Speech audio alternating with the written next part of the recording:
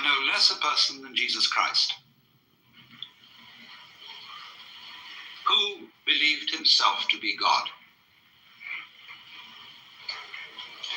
This, of course, will be unquestionably true if you think that the Gospel of St. John has historical value. It's a little vaguer in the Synoptic Gospels, but if you read the Gospel of St. John, there is absolutely no doubt about it, for he said, I and the Father are one. He who has seen me has seen the Father. Before Abraham was, I am. I am the way, the truth, and the life. I am the resurrection and the life. He said all that according to this gospel. And that is something that in the Western world you are not supposed to say. Especially you are not supposed to believe it. And naturally it was very difficult for Jesus, because he was saying all this in the context of the Hebrew culture. And he tried to find language in the Hebrew scriptures with which to express his state of consciousness, because he had an unusual state of consciousness. As I read it, he had cosmic consciousness, otherwise known as mystical experience, otherwise known as moksha, nirvana, bodhi, satori, fana elvana, or what you will. And that happens to people. It has happened as far back as we know. It happens all over the world and in all cultures. We don't know very much about it. We don't really know ways in which to make it happen, because it seems to be of the nature of it that it is a spontaneous surprise. But it unquestionably happens. And most people keep their mouths shut about it when it does. I had a friend who, in the middle of having a stroke, had this illumination. And he said to me, I fear to speak to my friends of this, but it was the most beautiful experience. I shall never be afraid of death. In fact, I recommend everyone to have a stroke.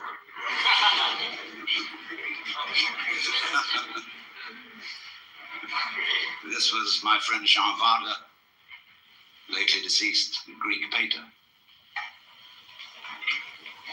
But Jesus certainly had this transformation of consciousness, and he was crucified for it. Why? Because he had committed an act of insubordination and treason against the cosmic government.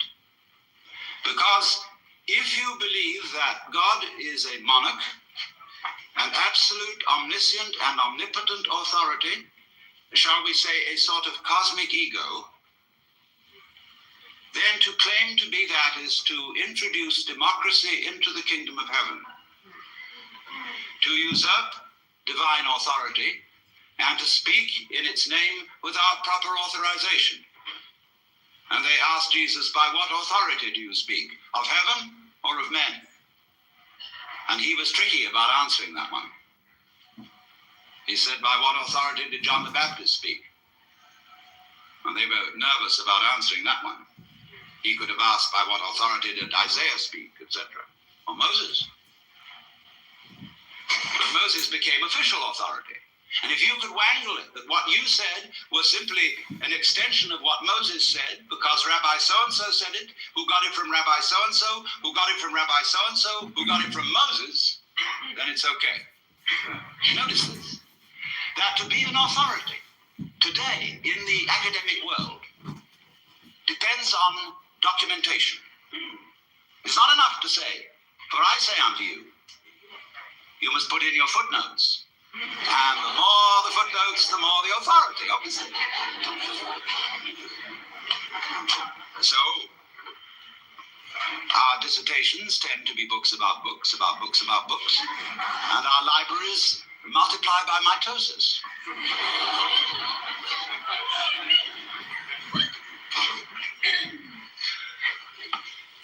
So, when somebody speaks as an authority, that means speaks as the author.